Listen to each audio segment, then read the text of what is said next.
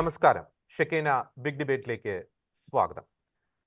Islamic state എന്ന കൊടും ഭീകര സംഘടനയെ വിമർശിക്കുമ്പോൾ, അതിൻ്റെ ചെയ്തികളെ തുറന്നു കാണിക്കുമ്പോൾ ഉള്ളുപെടയുന്ന അല്ലെങ്കിൽ ഉള്ളു നോവുന്നവരുടെ എണ്ണം കേരളത്തിൽ വർദ്ധിച്ചു വരുന്നു എന്നതിൻ്റെ ഒരു പച്ചയായ യാഥാർത്ഥ്യമാണ് കേരള സ്റ്റോറി സിനിമയുമായി ബന്ധപ്പെട്ട വിവാദങ്ങൾ, അല്ലെങ്കിൽ അതുമായി ബന്ധപ്പെട്ട് ഇപ്പോൾ നടന്നുകൊണ്ടിരിക്കുന്ന ചർച്ചകൾ, അതുമായി ബന്ധപ്പെട്ട് നടന്നുകൊണ്ടിരിക്കുന്ന വാദപ്രതിവാദങ്ങൾ തെളിയിക്കുന്നത്.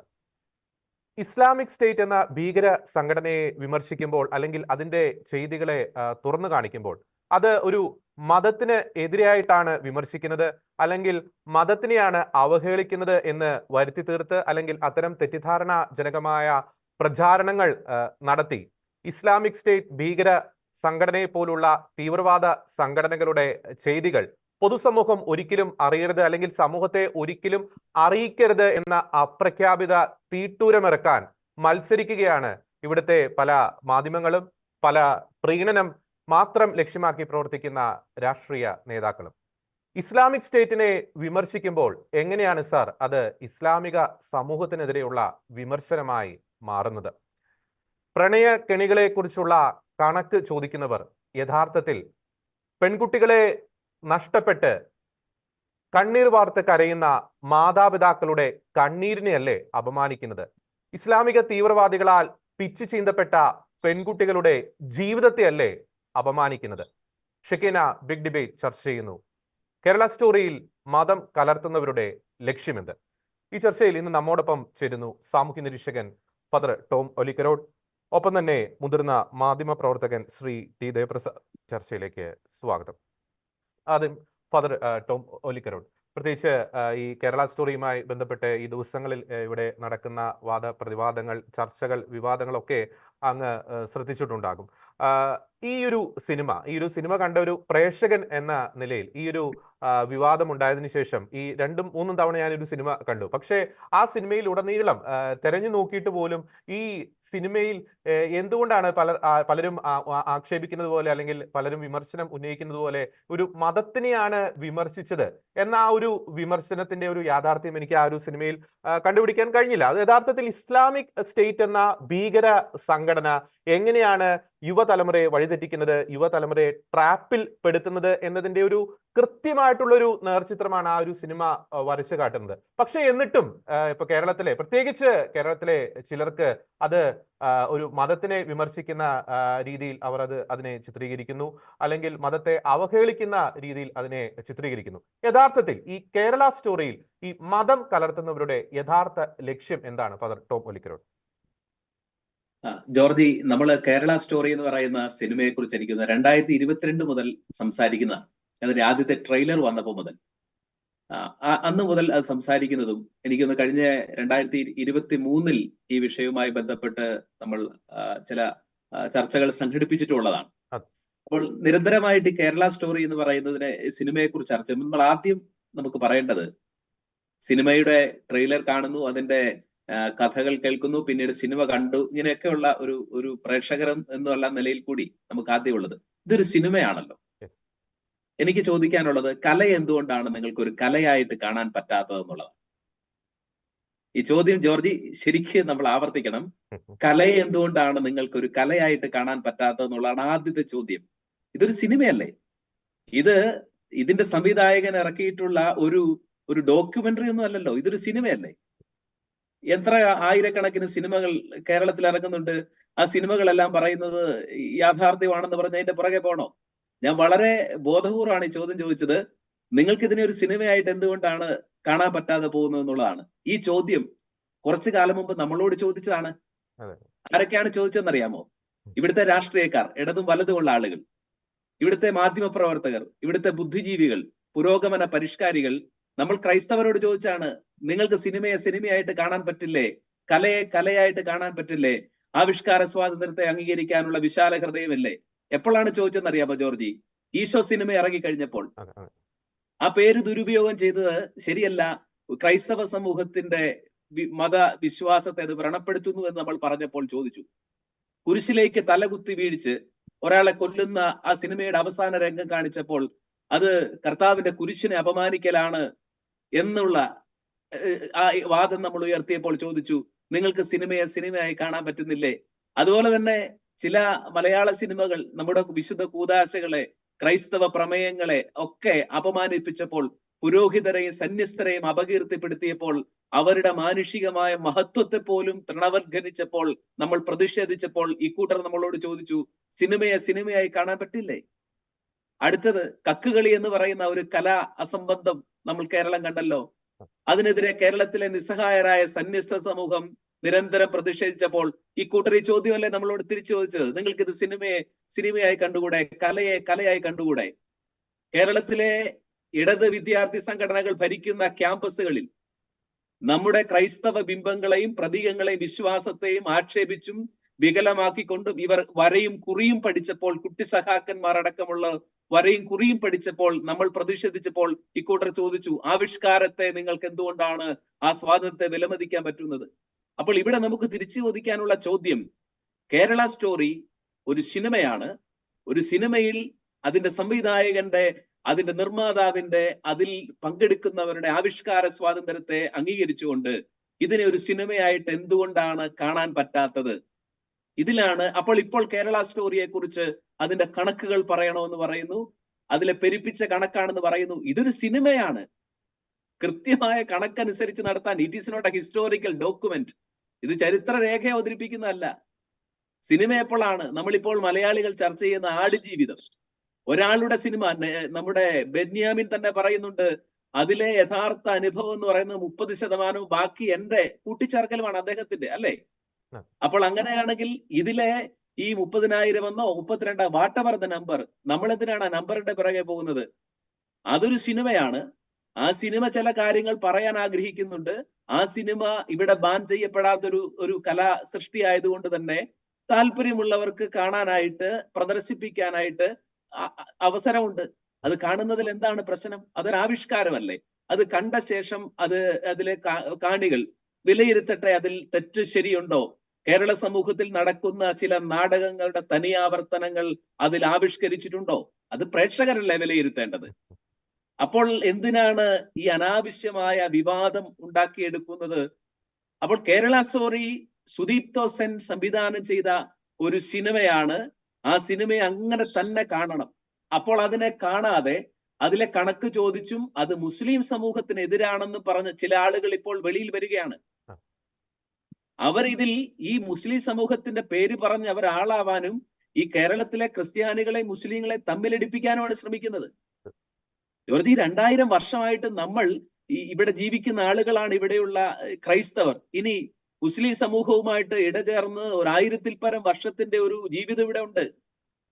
നമ്മൾ അവരോട് ഏത് മുസ്ലിം സഹോദരനെയാണ് വെറുക്കാൻ നമ്മൾ പഠിപ്പിക്കുന്നത്? ഇതെങ്ങനെയാണ്? ഇസ്ലാം എന്ന് പറയുന്ന മതത്തിനോ അതിന്റെ വിശ്വാസത്തിനോ എതിരായിട്ട് മാറുന്നില്ല. ഇനി ഈ സിനിമയുടെ കണ്ടന്റിനെ കുറിച്ചാണ് പറയുന്നതെങ്കിൽ, രണ്ടാമത്തെ കാര്യം പറയാനുള്ളത്, ഇതിലെ കണ്ടന്റ് പറയുന്ന ശാലിനി ഉണ്ണികൃഷ്ണൻ എന്ന് പറയുന്ന ഒരു പെൺകുട്ടിയുടെ ഇസ്ലാമിലേക്കുള്ള പ്രണയവും തുടർന്നുള്ള ഇസ്ലാമിലേക്കുള്ള കൺവേർഷനും തുടർന്ന് അവൾ സിറിയയിലോ അഫ്ഗാനിസ്ഥാനിലോ ഒക്കെയുള്ള ഈസിസ് ക്യാമ്പിൽ എത്തിപ്പെടുന്നതും അവളുടെ തകർന്ന ജീവിതവും, ആ ഒരൊറ്റപ്പെട്ട കഥയെക്കുറിച്ചോ സംഭവത്തെക്കുറിച്ചോ ആണ്. അങ്ങനെ ഒന്നും നടന്നിട്ടില്ല, ഞങ്ങളുടെ കേരളം ഇങ്ങനെയല്ല എന്നൊക്കെ ആരെങ്കിലും വെറുതെ പറയുന്നുണ്ടെങ്കിൽ ഞങ്ങളുടെ ആ കേരളത്തെ കുറിച്ച് ചില കാര്യങ്ങൾ നമുക്ക് കണക്ക് വെച്ച് പറയാം.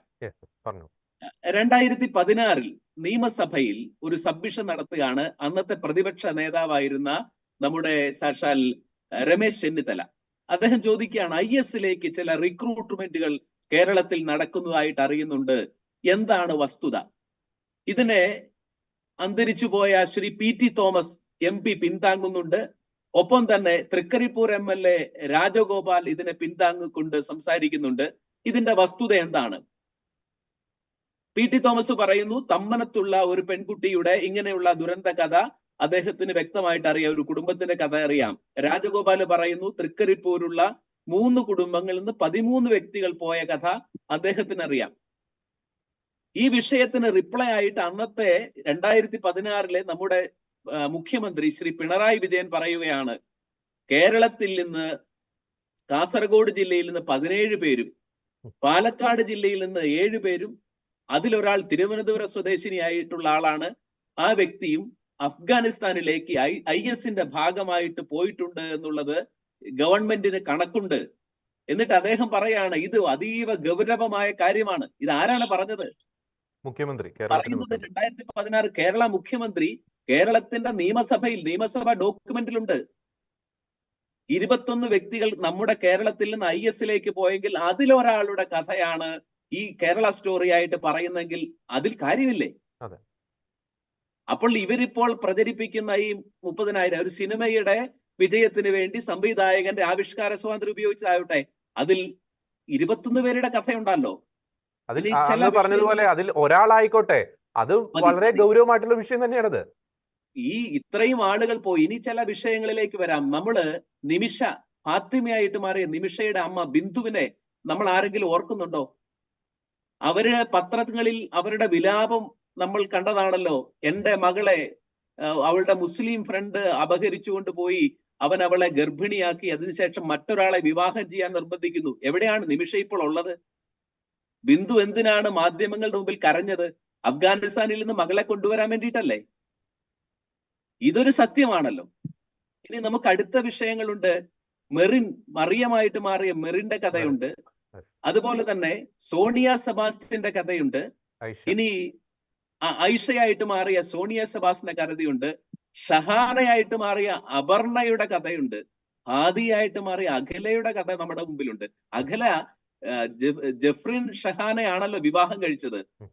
ഇപ്പോൾ ആരുടെ കൂടെയാണ്? അഖിലയുടെ ഇപ്പോഴത്തെ ഭർത്താവ് ആരാണ്? അപ്പോൾ ഇത് കേരളത്തിൽ നടന്നിട്ടില്ലാത്ത കാര്യമാണോ? ചില ആളുകളൊക്കെ ചോദിക്കുകയാണ്, നമ്മുടെ കേരളം ഇങ്ങനെയല്ല എന്ന് പറഞ്ഞാൽ അവർ എവിടെയാണാവോ ജീവിക്കുന്നത് എന്നുള്ളതാണ്. അപ്പോൾ ഇത് ഫാദർ ടോം വലിക്കരോട്ട്, ഇത്രത്തോളം ഈ യാഥാർത്ഥ്യങ്ങൾ അങ്ങ് നേരത്തെ ചൂണ്ടിക്കാണിച്ച നിയമസഭയിലെ ചില കണക്കുകൾ, ഒപ്പം തന്നെ ഈ നിമിഷ ഫാത്തിമ, ഈ സോണിയ സെബാസ്റ്റ്യൻ, മെറിൻ ജേക്കബ് പോലുള്ള ആളുകളുടെ അവരുടെ അനുഭവങ്ങൾ, പക്ഷെ അതൊക്കെ മുമ്പിൽ ഉണ്ട്. അപ്പോൾ ഈ വിഷയവുമായി ബന്ധപ്പെട്ട് ചർച്ചകളൊക്കെ നടത്തുമ്പോൾ മാധ്യമങ്ങൾ ചോദിക്കുന്ന കണക്കുകൾ പലപ്പോഴും ഈ അന്വേഷണാത്മക റിപ്പോർട്ടിങ്ങിന് പേര് കേട്ട ഇവര് എന്തുകൊണ്ടാണ് ഇത് സത്യമാണോ? ഈ പറയുന്ന പേരുകൾ, ഈ പറയുന്ന വ്യക്തികൾ ഇപ്പോൾ എവിടെയാണ്? അവർ ജീവിച്ചിരിപ്പുണ്ടോ? അവർക്ക് കുടുംബവുമായിട്ട് ബന്ധമുണ്ടോ എന്നുള്ള കാര്യങ്ങളിലേക്ക് പോലും ഒരു ബേസിക് അന്വേഷണം എന്തുകൊണ്ട് നടത്താൻ ഇവർ മടിക്കുന്നു? Father Tom Mulikkar. ജോർജി, അതുപോലെ തന്നെയാണ് ഈവ ആന്റണി എന്ന് പറയുന്ന ഒരു 17-കാരി പെൺകുട്ടി തമിഴ്നാട് ബോർഡറിൽ കൊല ചെയ്യപ്പെട്ടത് പ്രണയത്തിന്റെ പേരിലാണ്, പ്രണയ ചതിയുടെ ഇരയായിട്ടാണ്. അതുപോലെ തന്നെ MA പൊളിറ്റിക്കൽ സയൻസ് പഠിച്ചുകൊണ്ടിരുന്ന അനൂജ എന്ന് പറയുന്ന ഒരു 23 വയസ്സുകാരി പെൺകുട്ടി വലിയത്ത് ഖലീം എന്ന് പറയുന്ന ഒരു 35 വയസ്സുകാരന്റെ കൂടെ പ്രണയ വിവാഹം കഴിച്ച് കിടപ്പുമുറിയിൽ ജനലഴികളിൽ കാല് നിലത്ത് കൊണ്ട് തൂങ്ങി മരിച്ചായിരുന്നു. തലമുടിയൊക്കെ മുറിച്ചു വീട്ട്. ഫോട്ടോ ഒക്കെ കയ്യിലുണ്ടാവുമല്ലോ നിങ്ങളുടെ. ഇതൊന്നും നടക്കാത്ത കാര്യമാണോ? ഇത് പ്രണയത്തിന്റെ പേരിൽ നടന്ന ചതികളല്ലേ? ഇങ്ങനെയുള്ള ചതികളെ കുറിച്ചല്ലേ നമ്മൾ ആളുകളെ ബോധവൽക്കരിക്കേണ്ടത്? ഇത് ഇസ്ലാമിന്റെ ശൈലിയോ ജീവിതം അല്ലാത്തതുകൊണ്ട് ഇതെങ്ങനെയാണ് ക്രൈസ്തവർ ഇങ്ങനെയുള്ള കാര്യങ്ങൾ നമുക്കിടയിൽ നടക്കുന്നു എന്ന് പറയുമ്പോൾ നമ്മൾ എങ്ങനെയാണ് ഇസ്ലാം മതത്തെയോ നമ്മുടെ മുസ്ലിം സഹോദരങ്ങളെയോ കുറ്റപ്പെടുത്തുന്നതായിട്ട് ഇതിനെ ആരാണ് വ്യാഖ്യാനിക്കുന്നത്? ഇനി അടുത്ത വിഷയം, സാധാരണക്കാരന്റെ കിടപ്പുമുറിയിൽ കൂടെ ഒളി ക്യാമറ വെച്ച് സ്റ്റിംഗ് ഓപ്പറേഷൻ നടത്തുന്നവരാണ് നമ്മുടെ മാധ്യമങ്ങളെ കേരളത്തിലെ. ഇവർക്ക് ഇതൊന്നും അന്വേഷിക്കാൻ പറ്റാത്തതൊന്നുമല്ല. അന്വേഷണാത്മക പത്രപ്രവർത്തന ശൈലിയൊക്കെ അവരുടെ പൈതൃക സ്വത്തും കൂടിയാണല്ലോ. അപ്പോൾ അന്വേഷിക്കത്തില്ല. ഇനി എന്തിനാണ് ഇത് ഒരു നോൺ ഇഷ്യൂ ആണ്? ഇതിനെ ഒരു ഇഷ്യൂ ആക്കി മാറ്റുന്നത് എന്തിനാണ്? ഇടുക്കി രൂപതയിലെ സൺഡേ സ്കൂളിൽ വിശ്വാസ പരിശീലനത്തോടനുബന്ധിച്ച് കുട്ടികളെ കേരള സ്റ്റോറി കണ്ടു. കുട്ടികൾക്ക് അതിൽ വിശ്വസനീയമാണ്. അവര് സ്വതന്ത്രമായി ജീവിക്കുന്ന ആളുകളാണ്. കേരളത്തിൽ ഇതൊന്നും നടക്കുന്നില്ലെങ്കിൽ അവരത് തള്ളിക്കളയട്ടെ. തലശ്ശേരിയിലോ താമരശ്ശേരിയിലോ പ്രദർശിപ്പിച്ചു, കാണുന്നവന് തോന്നുകയാണ് കഥയില്ല, അവര് തള്ളിക്കളയട്ടെ. അല്ലെ? അതല്ലേ അതിന്റെ ഒരു ശരി?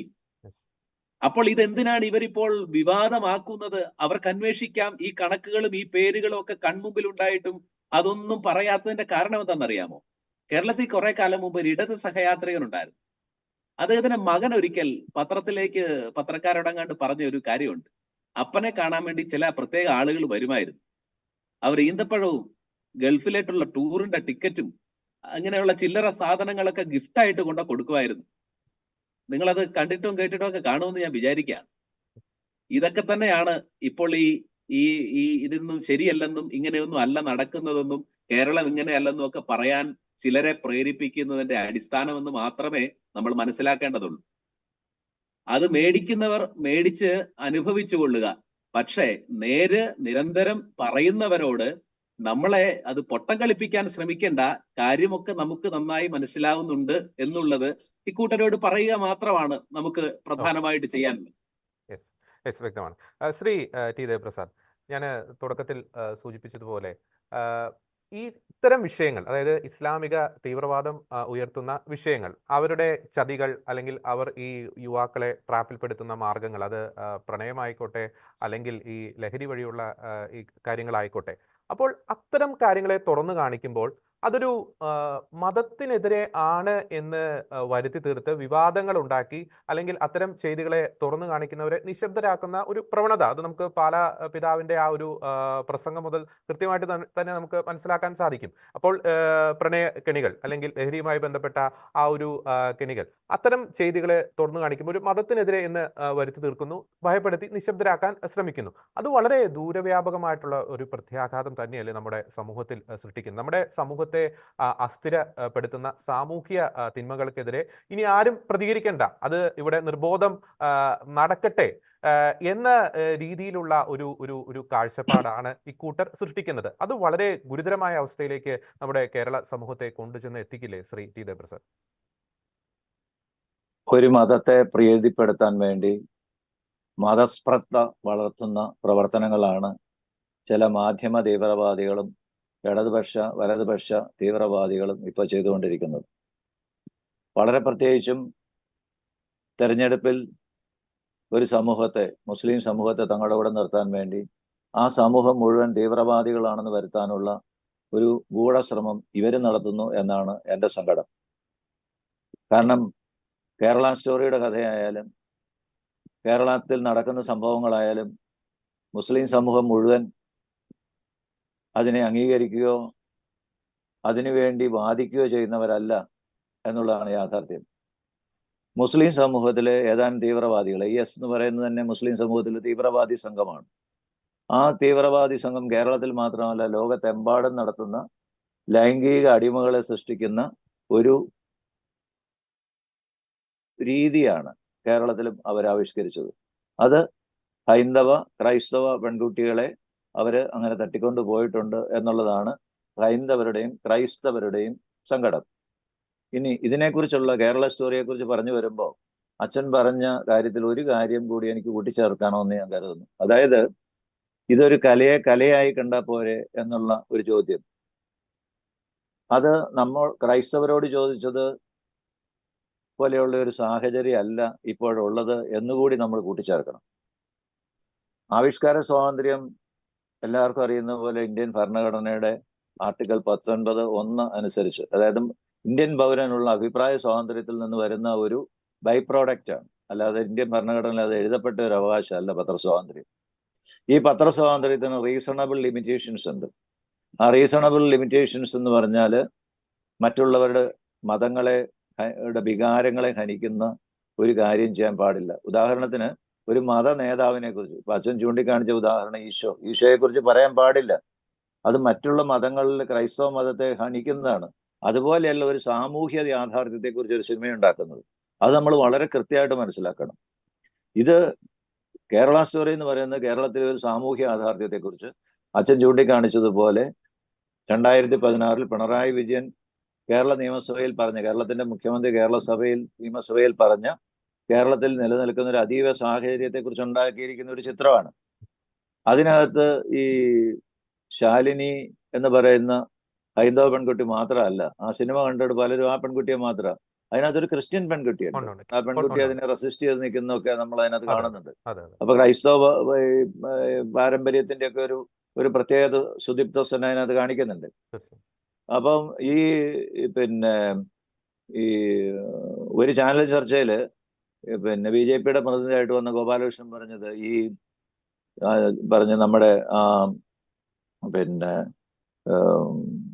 തലയോലപ്പറമ്പിലെ ആ പെൺകുട്ടിയുടെ അപ്പൻ, അദ്ദേഹം ഒരു ഇടതുപക്ഷക്കാരനാണ്. അദ്ദേഹം വീട്ടിൽ നിന്ന് ഹൈന്ദവർക്കെതിരായി സംസാരിക്കുന്ന ഒരു സാഹചര്യം ഉണ്ടായിരുന്നു. മഹാദേവനൊക്കെ എതിരായിട്ട് സംസാരിച്ചു.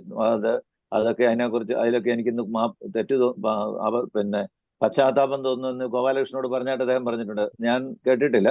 പക്ഷെ അദ്ദേഹം അങ്ങനെ ഒരു ലൈവായിട്ട് പറയുമ്പോൾ തീർച്ചയായിട്ടും അദ്ദേഹം മറ്റേ ആളും കാണുന്നതാണല്ലോ, ശരിയായിരിക്കും എന്നാണ് ഞാൻ കരുതുന്നത്. അപ്പൊ അങ്ങനെയുള്ള ഈ കുടുംബങ്ങളിലെ ഈ സിനിമ കൊടുക്കുന്ന ഒരു പ്രബോധനം, ഒരു പാഠം എന്താണ്? ഈ പാഠം നമ്മുടെ കുഞ്ഞുങ്ങളെ നമ്മൾ സൂക്ഷിച്ചു വളർത്തണം, നമ്മുടെ കുഞ്ഞുങ്ങൾക്ക് ജാഗ്രത കൊടുക്കണം. സഭയ്ക്ക് അതിന് ബാധ്യതയില്ലേ? കേരള സ്റ്റോറി എന്ന് പറയുന്ന ഒരു സാമൂഹ്യ യാഥാർത്ഥ്യത്തെ കുറിച്ചുള്ള ഒരു സിനിമയാണ്. അപ്പം മതത്തിന്റെ ഒന്നും തൊടാൻ പറ്റില്ല, മതത്തെ തൊടാൻ ഒരു മതത്തിന് അവകാശം. ഇത് മതത്തെ തൊടുന്നതല്ല, ഇതൊരു സാമൂഹ്യ യാഥാർത്ഥ്യത്തെ കുറിച്ച് പറയുന്നതാണ്. ഇനി ഞാനൊരു ഒരു ഒരു സംഭവം കൂടി പറയാം. ഈ കേരളത്തിലെ മുസ്ലിമുകളുടെ നേതാവായ ഫൈസി അടുത്ത കാലത്ത് കൂടത്തായിൽ വെച്ച് പ്രസംഗിച്ചപ്പോൾ അവരുടെ മഹലുകൾക്ക് കൊടുത്ത നിയന്ത്രണമുണ്ട്. അവിടേക്ക് കൊടുത്ത ഒരു ഉപദേശമുണ്ട്. അതായത് ഈ മുസ്ലിം പെൺകുട്ടികളെ CPM സഹാക്കള് വളച്ചുകൊണ്ടുപോയി അവരെ മതമില്ലാത്തവരാക്കുന്നു, അതുകൊണ്ട് ജാഗ്രത പുലർത്തണം എന്ന് അദ്ദേഹം പറഞ്ഞു. അന്ന് ഇവിടെ യാതൊരു ചർച്ചയുണ്ടായില്ല. അദ്ദേഹം പറഞ്ഞേക്കുന്നത് അത് വിപ്ലവവും വിമോചനവും ഒന്നും അല്ലാതായിട്ട് മാറിയിട്ടില്ല, അല്ലെങ്കിൽ അതിനെതിരെ ആരും ഒന്നും സംസാരിച്ചില്ല. അത് കേരളത്തിലെ പത്രങ്ങളിലൊക്കെ വന്നതാണ് ഫൈസിയുടെ. അന്നേരത്തേക്കും മുഖ്യമന്ത്രി ഒക്കെ അതിനെക്കുറിച്ച് റിയാക്ട് ചെയ്തു. മുഖ്യമന്ത്രി റിയാക്ട് ചെയ്ത് ഞങ്ങളിങ്ങനെ ആരെയും പറഞ്ഞു വിട്ട് പെണ്ണുങ്ങളെ പിടിപ്പിക്കുന്നില്ല. കാരണം മുസ്ലിം സമൂഹത്തിലെ ഇപ്പൊ ഇടതുപക്ഷത്തെ പല പ്രമുഖ നേതാക്കളുടെയും ഭാര്യമാര് മുസ്ലിമുകളാണ്. അവർ ഈ പറഞ്ഞ പോലെ അവർ തട്ടമൊന്നും ഇടുന്നില്ല. പരസ്യമായിട്ട് വരുമ്പോൾ തട്ടയിടുവോ അങ്ങനെ, അല്ലെങ്കിൽ ഈ തീവ്ര മുസ്ലിം പരമ്പരാഗതമായ വേഷങ്ങളൊന്നും ധരിക്കുകയും ചെയ്യുന്നില്ലെന്നൊക്കെ യാഥാർത്ഥ്യം നമ്മൾ കാണുന്നതാണ്. അവരുടെ പടങ്ങളൊക്കെ കാണുന്നതാണ്. അപ്പം ഈ മുസ്ലിം സമുദായത്തിൽ തന്നെയുള്ള ഒരു ഫൈസി പറഞ്ഞത് അത് അവരുടെ സമുദായത്തിന്റെ കാര്യമാണ്. അവിടുന്ന് ആ കുഞ്ഞുങ്ങൾ നഷ്ടപ്പെടുന്നുണ്ട്. ഇവിടെ ഇപ്പം കേരളത്തിൽ ഇത് തന്നെയാണ് സ്ഥിതി പറഞ്ഞത്. കേരളത്തിലെ ക്രൈസ്തവ സമൂഹത്തിൽ നിന്ന് പെൺകുട്ടികൾ പോകുന്നുണ്ട്, ഹൈന്ദവ സമൂഹത്തിൽ നിന്ന് പെൺകുട്ടികൾ ഇങ്ങനെ കബളിപ്പിച്ച് കൊണ്ടുപോകുന്നുണ്ട്. അത് ആഗോളതലത്തിൽ നടക്കുന്ന ഒരു പ്രതിഭാസമാണ്. ഇനി അതിനെ ഒരു വലിയ ന്യായം അവർ പറയുന്നത്, വലിയ ന്യായം പറയുന്നത് ഇതില്ലെന്ന് കേന്ദ്ര ഗവൺമെന്റ് പറഞ്ഞത്. കേരളം നിങ്ങൾക്ക് അറിയാവുന്ന ഓർക്കുന്നുണ്ടാവും, ഏതായാലും ഈ അവസരത്തൊക്കെ ഓർമ്മിപ്പിക്കുന്നത് നല്ലതാണ്. ചാലക്കുടിയിൽ നിന്ന് ജയിച്ചു പോയ ബെന്നി ബെഹനാനാണ് ഇതിനെക്കുറിച്ച് പാർലമെന്റ് ചോദ്യം ചോദിച്ചപ്പോൾ പറഞ്ഞ ലവ് ജിഹാദ് എന്ന് പറയുന്ന ഒരു ടെർമിനോളജി നിർവചിക്കപ്പെട്ടിട്ടില്ലാത്തടത്തോളം കാലം അതുണ്ടോ ഇല്ലയോ എന്ന് പറയാൻ ഗവൺമെന്റിന് സാധിക്കത്തില്ല. ഇത്തരം സംഭവങ്ങളൊന്നും നടക്കുന്നില്ലെന്നാണ് അറിയുന്നതെന്ന് പറഞ്ഞു. പക്ഷെ കേരളത്തിൽ അങ്ങനെ നടക്കുന്നു എന്നുള്ള ഒരു യാഥാർത്ഥ്യം ഇവർ കണക്കുണ്ടോ എന്നാണ് ചോദിക്കുന്നത്. കൃത്യമായ കണക്ക് ഇപ്പൊ കേരളത്തിലെ കത്തോലിക്ക സഭ കേരളത്തിൽ നിന്ന് പോയിരിക്കുന്ന ഇങ്ങനെ തടുത്തു പോയിരിക്കും. കേരളത്തിലെ കത്തോലിക്ക സഭ ഇങ്ങനെ കണക്കെടുക്കേണ്ട കാര്യമുണ്ടോ? ഗവൺമെന്റിന്റെ കണക്കില്ലെങ്കിൽ ഇങ്ങനെ സംഭവം നടക്കുന്നില്ലെന്ന് പറയാം, അല്ലെങ്കിൽ ഗവൺമെന്റ് ഇങ്ങനെയൊന്നും നടക്കുന്നില്ല എന്ന് പറഞ്ഞുകൊണ്ട് ഇല്ലെന്ന് വരുമോ? ഞാൻ ചോദിക്കട്ടെ, കേരളത്തിൽ അഴിമതി നടക്കുന്നുണ്ടെന്ന് ഏതെങ്കിലും ഗവൺമെന്റ് സമ്മതിക്കോ? ഏതെങ്കിലും ഗവൺമെന്റ് സമ്മതിക്കുന്നില്ല, അതുകൊണ്ട് കേരളത്തിൽ അഴിമതി നടക്കുന്നില്ല ഏതെങ്കിലും പത്രക്കാരൻ സമ്മതിക്കോ? ഇങ്ങനെ ഓരോ സംഭവങ്ങളുടെയും കാര്യം എടുത്ത് നോക്ക്. കേരളത്തിൽ പട്ടിണി മരണം നടക്കുന്നുണ്ടെന്ന് ഏതെങ്കിലും ഗവൺമെന്റ് സമ്മതിക്കോ? സമ്മതിക്കത്തില്ലല്ലോ. ഗവൺമെന്റ് സമ്മതിക്കുന്നതും അത് നടക്കുന്നുണ്ടോ ഇല്ലയോ എന്നുള്ള യാഥാർത്ഥ്യവും രണ്ടും തമ്മിൽ കാര്യമായ ബന്ധമൊന്നുമില്ല. അപ്പൊ കേന്ദ്ര ഗവൺമെന്റ് സമ്മതിച്ചില്ല. പിന്നെ ഹൈക്കോടതി വന്നതിന്റെ സംഭവം എന്താണെന്നറിയാമോ? ഇപ്പം ഇപ്പോഴും ജീവിച്ചിരിപ്പുണ്ട് CB മാത്യൂസ് എന്ന് പറയുന്നത് ഇന്റലിജൻസിന്റെ DGP. അദ്ദേഹം ഇന്റലിജൻസ് DGPക്ക് കൊടുത്ത നോട്ടിൽ പറഞ്ഞിരുന്നത് കേരളത്തിൽ ലവ് ജിഹാദ് ഉണ്ടെന്നാണ്. ആർക്കെങ്കിലും സംശയം ഉണ്ടെങ്കിൽ ഞാനൊരു ചാനലിൽ ഇരുന്ന് പറയല്ലേ, CB മാത്യു മരിച്ചിട്ടില്ലല്ലോ, അദ്ദേഹത്തെ വിളിച്ചു ചോദിക്കാമല്ലോ നിങ്ങൾക്ക് ആർക്കെങ്കിലും സംശയമുണ്ട്. അദ്ദേഹം പറഞ്ഞത് കേരളത്തിൽ ലവ് ജിഹാദ് ഉണ്ടെന്ന് ഇന്റലിജൻസ് ഡിപ്പാർട്ട്മെന്റ് റിപ്പോർട്ട് കൊടുത്തെന്നാ. പക്ഷെ ജേക്കബ് പുന്നൂസ് അത് വളച്ച് അത് അദ്ദേഹം, അല്ലെങ്കിൽ പലരും കരുതുന്നത് അന്നത്തെ ആഭ്യന്തരമന്ത്രിയായിരുന്ന കോടിയേരിയുടെ ഒരു സ്വാധീനത്തിൽ അങ്ങനെ ഇല്ല. പക്ഷെ അദ്ദേഹം കൊടുത്തതിനകത്ത് ഇല്ലെന്നല്ല പറഞ്ഞിരിക്കുന്നത്. ചിലര് ഉണ്ടെന്ന് പറഞ്ഞു, ചിലർ ഇല്ലെന്ന് പറഞ്ഞു. ലവ് ജിഹാദ്, റോമിയോ ജിഹാദ് ഇങ്ങനെയൊക്കെ ഉണ്ടെന്ന് പറഞ്ഞു എന്നൊക്കെ പറഞ്ഞപ്പോൾ KT ശങ്കറിനെ സംബന്ധിച്ച്, ജഡ്ജിയെ സംബന്ധിച്ച് പിന്നെ എന്താ ചെയ്യുന്നത്? കേരള പോലീസ് അങ്ങനെ ഇല്ലെന്ന് പറഞ്ഞ ഒരു വിധി എടുക്കാനല്ലേ പറ്റുള്ളൂ. അല്ല ജഡ്ജിക്ക് നേരിട്ട് അന്വേഷിച്ചതൊന്നും പറയാൻ പറ്റത്തില്ലല്ലോ. ഈ ചർച്ചകളിൽ ഉണ്ടാകുന്ന ഒരു സംഭവം, ഇതിന്റെ ഒരു ഗുണപാഠത്തെക്കുറിച്ച് ഒരു കാര്യം ഞാൻ പറയാനാണ്. അതായത് ഈ 24 എന്ന് പറഞ്ഞ കേരളത്തിൽ ഒരു ചാനലുണ്ട്. ആ ചാനലിന്റെ CEO ആണെന്ന് തോന്നുന്നു ശ്രീകണ്ഠൻ നായർ, എൻ്റെ ഒരു സുഹൃത്താണ്. ശ്രീകണ്ഠൻ നായർ ഈ നമ്മുടെ നിമിഷ ഫാത്തിമയുടെ അമ്മയായിട്ട് ഒരു ഇന്റർവ്യൂ നടത്തുന്നത് അവർ ലൈവായിട്ട് കൊടുക്കുന്നുണ്ട്. ഇപ്പോഴും അവർ നമുക്ക് ഇവിടെ കിട്ടും, ഇന്റർനെറ്റിൽ കിട്ടും. അതിനകത്ത് ഈ നിമിഷ ഫാത്തിമയുടെ അമ്മ പറയുന്ന 1-2 യാഥാർത്ഥ്യങ്ങൾ. അമ്മ പറഞ്ഞൊരു സംഭവം, അമ്മ വേണു ബാലകൃഷ്ണൻ എന്ന് പറയുന്ന ഒരു പത്രപ്രവർത്തകനെ കുറിച്ച് അതിനകത്ത് പറയുന്നുണ്ട്. വേണു ഇപ്പം 24-ലാണ്. അതൊക്കെ കേൾക്കാം നമുക്ക് അതിനകത്ത്. വേണു അമ്മയെ, ഈ നിമിഷ ഫാത്തിമയുടെ അമ്മ ബിന്ദു എന്ന പേരെന്നായിരിക്കും, അവര് ഈ മകളുടെ കാര്യം പറഞ്ഞപ്പോൾ ഒത്തിരി ചോദ്യങ്ങളെല്ലാം ചോദിച്ചു, വല്ലാതെ കശക്കി അവരെ വല്ലാതെ ബുദ്ധിമുട്ടിച്ചു. വലിയ ദുരന്തമായിരുന്നു എന്നാ പുള്ളി പറഞ്ഞ അദ്ദേഹമായിട്ടുള്ള അഭിമുഖം. അത് കഴിഞ്ഞിട്ട് ഇതെല്ലാം കഴിഞ്ഞ് ഒരു ദിവസം അദ്ദേഹവും ഭർത്താവും കൂടെ ഒരു സിനിമയ്ക്ക് പോയപ്പോൾ ഇദ്ദേഹത്തെ അവിടെ തിയേറ്ററിൽ വെച്ച് സിനിമയ്ക്ക് കയറുന്ന സമയം അയാൾ ഇങ്ങനെ കൈ ഉയർത്തി കാണിച്ച് അഭിവാദനം ചെയ്തു. അപ്പം ഭർത്താവ് ചോദിച്ചു, നീ TV-യിലൊക്കെ ന്യൂസ് വായിക്കുന്ന ആള് നീ ഏട്ടനടി ബന്ധം എന്ന് ചോദിച്ചു. അപ്പൊ പറഞ്ഞു, എനിക്ക് മനസ്സിലായില്ല എന്തിനാ അദ്ദേഹം കൈ കാണിച്ചെന്ന് പറഞ്ഞത്. അപ്പം അദ്ദേഹം പറഞ്ഞു തിരിച്ചിറങ്ങിയപ്പോൾ ഈ വേണു ബാലകൃഷ്ണൻ അദ്ദേഹത്തിന്റെ ഭാര്യയോടൊപ്പം ആ തിയേറ്ററിന്റെ വാതിൽക്ക് നിന്നിട്ട് ഈ ബിന്ദുവിനോട് പറഞ്ഞു, ബിന്ദു എന്ന പേരെന്ന് എനിക്കൊന്ന് പേര് തെറ്റിപ്പോയാൽ ക്ഷമിക്കണം, ഈ മറ്റേ പിന്നെ ISC പോയ നിമിഷയുടെ അമ്മയാണ്. നിമിഷയുടെ ആ പറഞ്ഞു, അമ്മ എന്നോട് ക്ഷമിക്കണം, മാഡം എന്നോട് ക്ഷമിക്കണം, ഞാൻ ആ ചാനലിന്റെ താല്പര്യം വെച്ച് ചോദ്യങ്ങൾ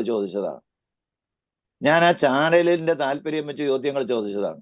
എന്തുകൊണ്ടാണ് ഈ ചാനലുകളിൽ ഇങ്ങനെയുള്ള ചോദ്യങ്ങൾ വരുന്നുള്ളതിന്റെ ഒരു ഉദാഹരണമാണത്. ഇപ്പം പിന്നെ അഭിമാനത്തോടെ ശ്രീകണ്ഠനായർ പറയുന്നത് ഞാൻ കേട്ടു, വേണു ഇപ്പൊ ഞങ്ങൾ 24-ലാണ് വർക്ക് ചെയ്യുന്നത്.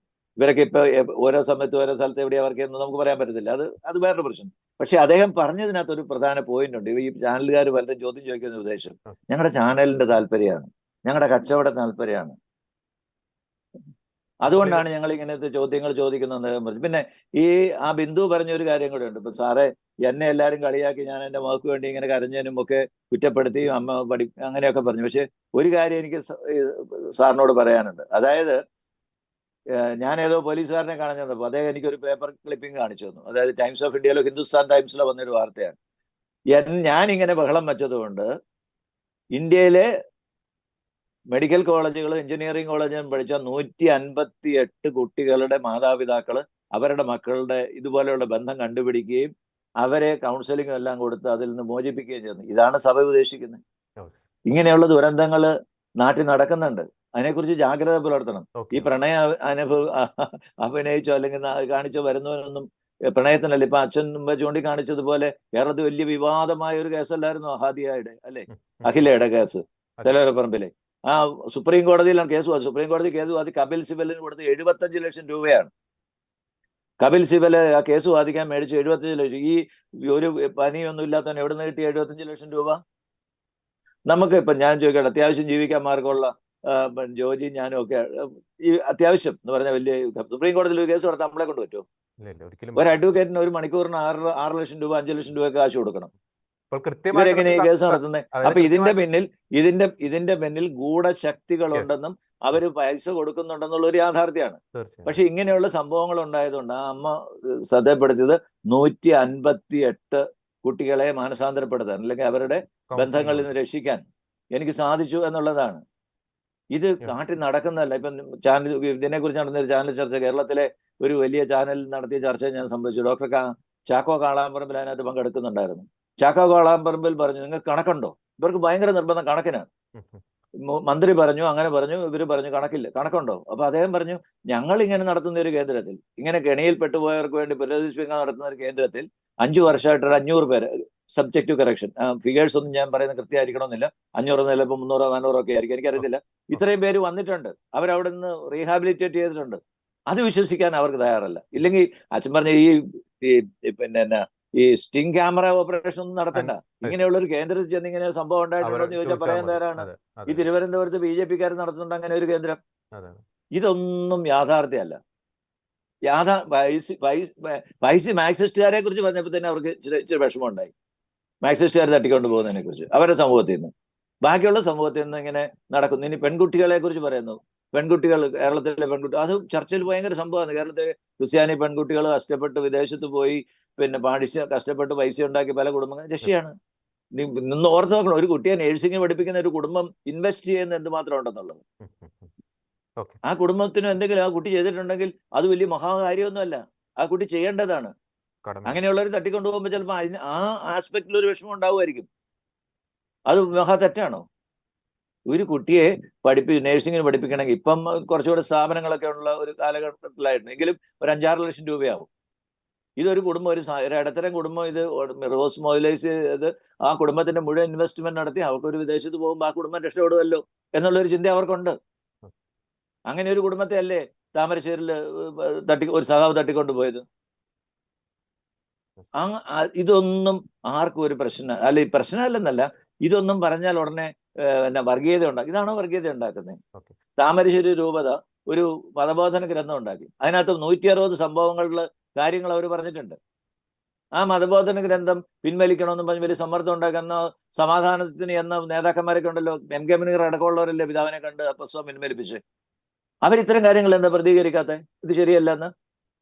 അപ്പോ ഇതിന്റെ ഇതൊന്നുമല്ല. ഇങ്ങനെ ഒരു വർഗീയ ചിന്ത വളർത്തിയെടുത്ത് ആ സമൂഹത്തെ മുഴുവൻ തങ്ങളുടെ കൂടെ നിർത്താം എന്നുള്ള ഒരു Okay. കാര്യവുമില്ല. ആ Yes. സമൂഹം അവരുടെ ആവശ്യം കഴിയുമ്പോൾ അവർ ആ സമൂഹം ഇപ്പൊ കോൺഗ്രസിന് ഒന്ന് ഓർത്ത് വയ്ക്കുക, ഷാബാനു കേസ് വന്നപ്പം പിന്നെ എന്തുകൊണ്ടാണ് BJP ഇതുപോലെ ഇന്ത്യ വളർന്നത്? ഷാബാനു കേസിൽ രാജീവ് ഗാന്ധി എടുത്ത ഒരു തെറ്റായ തീരുമാനമാണ്. അതിനെതിരെ മുസ്ലിം നിയമത്തിന് അനുകൂലം ശരീഅത്ത് അനുസരിച്ച് നിയമം ഉണ്ടാക്കിയതാണ്. അന്ന് സാക്ഷാൽ EMS എന്ത് നിലപാടായിരുന്നു എടുത്തിരുന്നത്? അന്ന് EMSന്റെ കൂടെ ഏതാണ്ട് 1975 മുതലുണ്ടായിരുന്ന, എനിക്കൊന്ന് എന്റെ ഓർമ്മ ശരിയാണ്, ഇത് 92 ആ കാലഘട്ടത്തിലാണ്, രാജീവ് ഗാന്ധി ഭരിക്കുന്ന കാലത്താണ്. പിന്നെ 82, 87 ഇന്ദിരാഗാന്ധി മരിക്കുന്നത്. അപ്പൊ ആ കൃത്യം ഞാൻ വർഷങ്ങൾ ഓർക്കുന്നില്ല, എങ്കിലും ആ നിയമത്തിനെതിരായിട്ട് അനുകൂലമായ നിലപാടെടുത്ത് തന്നെ ഇടതുമുന്നണിയിൽ നിന്ന് അഖിലേന്ത്യാ ലീഗിനെ പുറത്താക്കിയ ആളാണ് EMS പറഞ്ഞ് ഇന്ത്യ ഭരിക്കേണ്ടത് ശരീഅത്ത് നിയമം അനുസരിച്ചാൽ, ഇന്ത്യ ഭരിക്കേണ്ടത് ഇന്ത്യൻ ഭരണഘടന അനുസരിച്ചാ. അത് പറഞ്ഞു കഴിയുമ്പോൾ അവിടെ ഉടനെ അത് ഒന്നിൽ ക്രിസംഖിയായി, അല്ലെങ്കിൽ പിന്നെ സംഘപരിവാർ കുടുംബമായി, ഇങ്ങനെയൊക്കെ പറഞ്ഞ് ആടിനെ പട്ടിയാക്കാം, പേപ്പട്ടിയാക്കാം എന്നുള്ളതാണ്. ഇതിപ്പം ഈ വാസ്തവത്തില് ഈ ഇത്തരത്തിലുള്ള ദുരന്തങ്ങൾ ക്രൈസ്തവ സമൂഹത്തിലോ ഹൈന്ദവ സമൂഹത്തിലോ മാത്രമല്ല, മുസ്ലിം സമൂഹത്തിലും പ്രണയക്കണിയിൽ വീണ ആത്മഹത്യ ചെയ്യുന്ന കുഞ്ഞുങ്ങളുടെ കഥകൾ വരുന്നുണ്ട്. ഞാൻ അതിനെക്കുറിച്ച് പിന്നീട് പറയാം, കാരണം ഞാൻ തന്നെ ഇങ്ങനെ പറഞ്ഞുകൊണ്ടിരിക്കുന്നതുകൊണ്ടാണ്. അത് അടുത്ത കാലത്ത് അങ്ങനെ ആത്മഹത്യ ചെയ്ത ഒരാൾ തിരുവനന്തപുരം മെഡിക്കൽ കോളേജിൽ PGക്ക് പഠിച്ചുകൊണ്ടിരിക്കുന്ന, സർജറിക്ക് പഠിച്ചുകൊണ്ടിരുന്ന ഷാഹ്ന എന്ന് പറഞ്ഞൊരു പെൺകുട്ടിയാണ്. അവളെ പിന്നെ പ്രണയിച്ചത് റൈസൽ എന്ന് പറഞ്ഞാൽ അവരുടെ സമൂഹത്തിൽപ്പെട്ട ഒരാൾ. അയാൾ സഹാവ SFI നേതാവായിരുന്നു. എന്നിട്ട് കല്യാണത്തോടെ എടുത്തപ്പം അയാൾക്ക് കോടികൾ വേണം. ആ പെൺകുട്ടി ആത്മഹത്യ ചെയ്തു. ഞാൻ തിരിച്ചു വരാം. ഇവിടെ സമൂഹം ഉണരണം. ഇത് ക്രിസ്ത്യാനികളുടെ ഹിന്ദുക്കളുടെ മാത്രമല്ല, ഇങ്ങനെ പ്രണയക്കണിയിൽ പെടുത്തി കുഞ്ഞുങ്ങളെ ഈ പ്രായത്തിലൊക്കെ പെണ്ണുങ്ങൾ എങ്ങനെ എന്തുകൊണ്ടാണ് ഇങ്ങനെ പെട്ടുപോകുന്നെന്ന് ചോദിച്ചാൽ ഒരു കാര്യം കൂടെ ഞാൻ പറഞ്ഞ് അവസാനിപ്പിക്കാം. സുഗതകുമാരി ടീച്ചർ പണ്ടൊരിക്കൽ ഈ അഭയ എന്ന് പറഞ്ഞൊക്കെ പറഞ്ഞ് ഇങ്ങനെ പെൺകുട്ടികളുടെ പുനരധിവാസത്തിന് വേണ്ടിയൊക്കെ പ്രവർത്തിച്ചുകൊണ്ടിരുന്ന ഒരു കാലത്ത് ഒരിക്കൽ പരസ്യമായിട്ട് പറഞ്ഞതാണോ എന്ന് എനിക്കറിയത്തില്ല. ഏതായാലും സുഗതകുമാരി ടീച്ചർ പറഞ്ഞ് ഞാൻ കേട്ടിട്ടുണ്ട്. ഞാനും ഉള്ള ഒരു സ്ഥലത്ത് വെച്ച് നമ്മുടെ പെൺകുട്ടികൾക്ക് എന്ത് പറ്റി? എത്ര പറഞ്ഞാൽ ഈ കെണികള്, ഈ ദുരന്തത്തെ കുറിച്ച് അവർക്ക് മനസ്സിലാകാത്ത എന്തുകൊണ്ടാണ്? പിന്നെ ആരെങ്കിലും വിളിച്ച് ഇറങ്ങിപ്പോകുന്നത് എന്തുകൊണ്ടാണ്? ഒരു വലിയ പ്രശ്നമാണ് സമൂഹത്തില്. ആ പ്രശ്നം അവരെ ബോധ്യപ്പെടുത്തുക, പറഞ്ഞു കൊടുക്കുക. അതുകൊണ്ട് ഈ സിനിമ കണ്ടുകൊണ്ട് അങ്ങനെ ആരെങ്കിലും ഇതിനകത്തിരിക്കുന്നവർ വല്ലതും മാറുമോ? അവർക്ക് അനുഭവിക്കാനുള്ള ദുരന്തം അനുഭവിച്ചു കഴിഞ്ഞിട്ട് തന്നെ മാറും. ഇതിന്റെ ഒരു കുഴപ്പം ഒരപ്പൻ എന്നുള്ള രീതി ഞാൻ പറയാം, മക്കൾക്ക് ഒരു ദുരന്തം ഉണ്ടായാലും അപ്പന്റെ അമ്മയുടെ മേതിന് ഒരിക്കലും തീരെയല്ല. ബാക്കിയുള്ളവർക്കൊക്കെ കാഷ്വലാണ്. ഇവരുടെയൊക്കെ ജീവിതത്തിൽ എന്നും അതൊരു ഇപ്പൊ ഞാൻ ചോദിക്കട്ടെ, സോണിയ സഭാഷിന്റെ അപ്പനും അമ്മയ്ക്കും സമാധാനം കാണുമോ? നിമിഷ ഫാത്തിമയുടെ അപ്പനും അമ്മയ്ക്കും ജീവിതത്തിൽ ഏതെങ്കിലും അവസരത്തിൽ സന്തോഷിക്കാൻ പറ്റുമോ? എന്തിനിത്തരം ജീവിതങ്ങളെ നരകങ്ങളാക്കി മാറ്റുന്നു? എന്തിനു ഇവർ സപ്പോർട്ട് ചെയ്യുന്നു? ഇവർക്ക് ഈ ചാനലുകളെ സപ്പോർട്ട് ചെയ്യുന്ന ചാനലുകളിലൊക്കെ വേണുവിനെ ബാലകൃഷ്ണനെ പറഞ്ഞുകൊണ്ട് ആ ബിന്ദു പറഞ്ഞതുപോലെ ഇങ്ങനെ ഇവർ നിർബന്ധിച്ച് ഈ ചാനലുകൾ എന്തിന് ഇങ്ങനെയുള്ള ഈ ആന്റി സോഷ്യൽ ആയിട്ടുള്ള പ്രവർത്തികൾ ചെയ്യിക്കുന്നു? ഇതൊരു സാമൂഹ്യ പ്രശ്നമാണ്, ഇതൊരു മതപരമായ പ്രശ്നമല്ല. ഒരു മതത്തിന്റെയും ദൈവത്തെ നമുക്ക് ഇഷ്ടമുണ്ടല്ലോ നിന്ദിക്കാൻ പാടില്ല, ഒരു ചലച്ചിത്രത്തിലൂടെ പാടില്ല. അത് തെറ്റാണ്. അങ്ങനെ ചെയ്യുന്നത് അഭിപ്രായ സ്വാതന്ത്ര്യം അല്ലാതെ ആവിഷ്കാരമല്ല. അതുകൊണ്ട് കത്തോലിക്ക സഭയെ അല്ലെങ്കിൽ ക്രൈസ്തവ സഭയെ സംബന്ധിച്ച് ഈശോയും അതുപോലുള്ള സിനിമകളും ഒക്കെ എടുത്തത് മുഴുവൻ തെറ്റാണ്. എല്ലാ തരത്തിലും തെറ്റാണ്. അത് കലയായിട്ടൊന്നും കാണുന്നതല്ല. ഞാൻ തിരിച്ചു വരാം ടി ദേവപ്രസാദ്. ഞാൻ സമയപരിമിതിയിലൂടെ ഇടപെടുകയാണ്. പ്രത്യേകിച്ച് തീർച്ചയായും വളരെ വ്യക്തമായ ആശയങ്ങളാണ് അദ്ദേഹം പങ്കുവച്ചത്. പ്രത്യേകിച്ച് നമുക്കറിയാവുന്നതുപോലെ ഈ കേരള സ്റ്റോറി സിനിമ അത് ക്രൈസ്തവ സമൂഹത്തെ മാത്രം ബാധിക്കുന്ന ഒരു വിഷയമല്ല, പൊതു സമൂഹത്തെ ബാധിക്കുന്ന ആ ഒരു വിഷയം തന്നെയാണ് എന്നുള്ള സോഷ്യൽ ഈവിൾ, സാമൂഹ്യ തിന്മ തന്നെയാണ് ഈ സിനിമയിലൂടെ അവതരിപ്പിച്ചിരിക്കുന്നത്. ഫാദർ ടോം ഒലിഗറോട്ട്, മറ്റൊരു പ്രസക്തമായിട്ടുള്ളൊരു കാര്യം കൂടിയുണ്ട്. പ്രത്യേകിച്ച് ഈ ഇസ്ലാമിക തീവ്രവാദം ഈ കേരളത്തിൽ പ്രതിരോധത്തിലാകുന്ന ചില സന്ദർഭങ്ങൾ, പ്രത്യേകിച്ച് നമുക്കറിയാം കേരള സ്റ്റോറിയിലൂടെ അവരുടെ ഈ ചതിക്കുഴികൾ തുറന്ന് കാണിക്കുന്നു. അത്തരം സന്ദർഭങ്ങളിൽ അവരുടെ ഒരു രക്ഷകരായിട്ട് പലപ്പോഴും ക്രൈസ്തവ നാമധാരികളായിട്ടുള്ള ചിലർ തന്നെ വരുന്ന ചില കാഴ്ചകൾ, വിചിത്രമായിട്ടുള്ള ചില കാഴ്ചകൾ നമുക്ക് കാണാൻ സാധിക്കും. അതിൽ പലപ്പോഴും ചിലപ്പോൾ ഈ സന്യാസം ഉപേക്ഷിച്ച് പോയ മുൻ സന്യാസിനിമാർ അല്ലെങ്കിൽ മുൻ വൈദികർ എന്നൊക്കെ ലേബലിൽ പ്രവർത്തിക്കുന്നവരുണ്ട്. അല്ലെങ്കിൽ ഏതെങ്കിലും സഭയുടെ പേര് അവരുടെ സംഘടനയുടെ ഒരു വാലായി വെച്ച് വന്ന് ചാനൽ ചർച്ചകളിൽ വന്ന് സ്ഥിരം സഭയുടെ ഔദ്യോഗിക നിലപാടിനെതിരെ ശബ്ദമുയർത്തുന്നവർ ഉണ്ട്.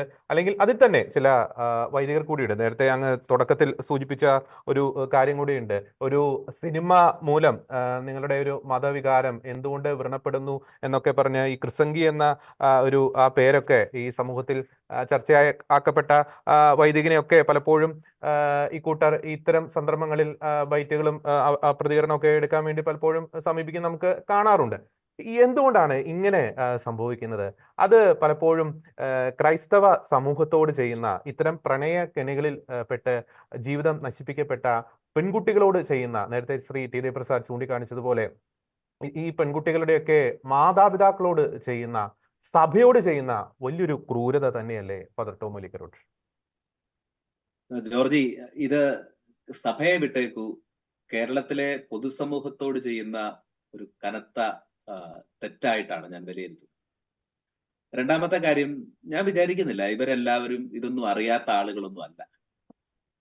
ഒരുപക്ഷെ പോപ്പുലാരിറ്റിക്ക് വേണ്ടി, അല്ലെങ്കിൽ പൊതുസമൂഹത്തിന്റെ കയ്യടിക്ക് വേണ്ടി, അല്ലെങ്കിൽ ഒരു ഹീറോ പരിവേഷത്തിന് വേണ്ടിയൊക്കെ നടത്തുന്ന ഒരു തരം പകർന്നാട്ടങ്ങളായിട്ടാണ് നമുക്കിതിനെ വിലയിരുത്താൻ പറ്റും.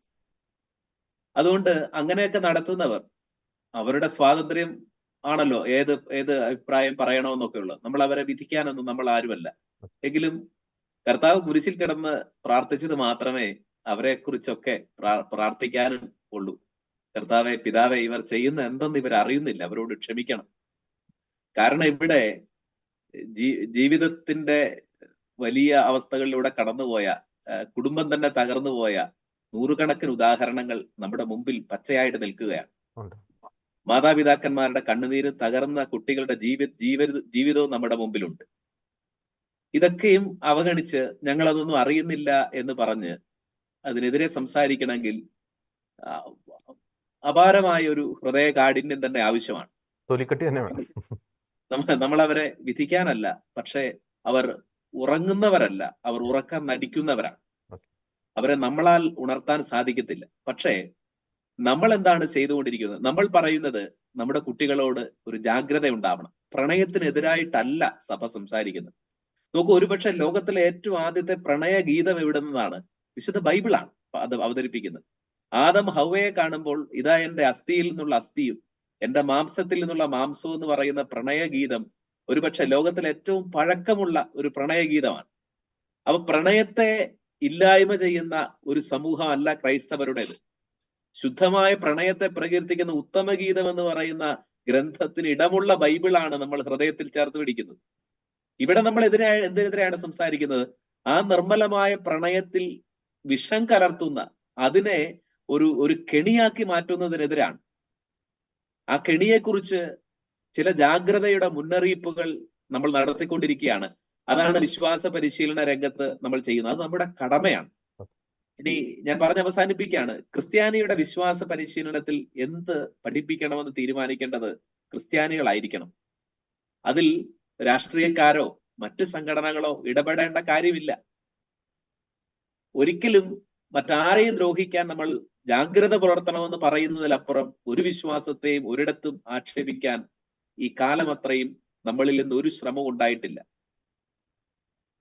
നമ്മൾ എന്ത് പഠിപ്പിക്കുന്നതാണെന്ന് നിർണയിക്കാൻ വരുന്ന മാധ്യമങ്ങളും നമ്മളെ വിമർശിക്കുന്ന രാഷ്ട്രീയക്കാരും ഒക്കെ ചിന്തിക്കേണ്ടത്, നിങ്ങൾക്ക് പീസ് ഇന്റർനാഷണൽ സ്കൂളിന്റെ സിലബസ് എന്താണെന്ന് അറിയാമോ?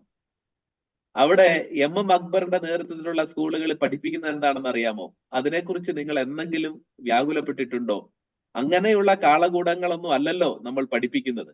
നമ്മൾ ജാഗ്രതയുടെ ചില സാമൂഹ്യ വിപത്തുകളെ ചൂണ്ടിക്കാണിക്കുകയാണല്ലോ ചെയ്യുന്നത്. അതുകൊണ്ട് ക്രിസ്ത്യാനിയുടെ വിശ്വാസ പരിശീലന സിലബസ് നമ്മൾ തീരുമാനിക്കും, നമ്മളത് നടപ്പിലാക്കും.